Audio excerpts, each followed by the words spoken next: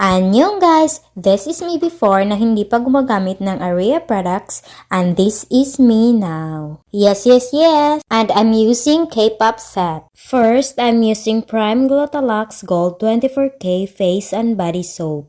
It has 10 times intense whitening, exfoliating, anti-aging, at anti-itch. Hindi siya masakit sa mukha, wala kang mararamdaman na kahit na anong hapdi. Ang ginawa ko lang is binabad ko lang sa face ko ang sabon para mas ma-absorb ang kanyang ingredients. The more na mas ibabad mo siya, the more na mas maganda ang effect sa ating skin. And then, I use lukewarm water sa pagbanlaw and then, of course, ang clean towel natin because pinaka-importante na dapat malinis ang ating towel because ang ating face is very sensitive. Opo. After washing my face, I use Prime Retinol Collagen Toner. Opo, maganda na siya kasi collagen na siya and then, it has skin whitening effect, moisturizing, and tighten pores. Ang ginawa ko lang is kumuha lang ako ng cotton pad and then I take a small amount and then I gently wipe to my skin. Third, I use Prime Retinol Ampoule Serum and this is for all skin type and it has skin whitening effect,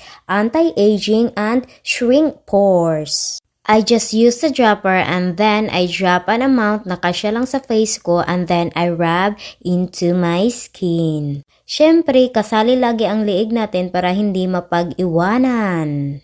Ang pang-apat ay use Prime Glutathione Goddess Whitening Melasma Tone Up Cream. Opo, maganda ito sa may mga melasma. Yes, perfect. It has whitening effect, anti-wrinkles, anti-dark spot, at saka yung may mga pimples, mark, at syempre, pwede din to sa ating kilikili. Oo, sa may mga madilim na kapalaran, charot.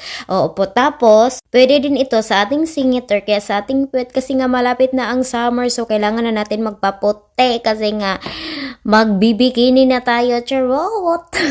So, I just use the spatula and kumuha lang ako ng very small amount na kasya lang sa face ko and then I gently rub into my skin. And of course, last but not the least, ang ating Prime Sun Cream na may SPF 50+, PA++++, ang daming plus, and then tone up, moisturizing, skin protection, and of course, UVA, UVB. Oh my God! At kahit hindi ka na gumamit ng foundation because instant foundation na siya. Oo, ito lang yung ginagamit ko. Wala nang foundation, dahil lipstick na lang.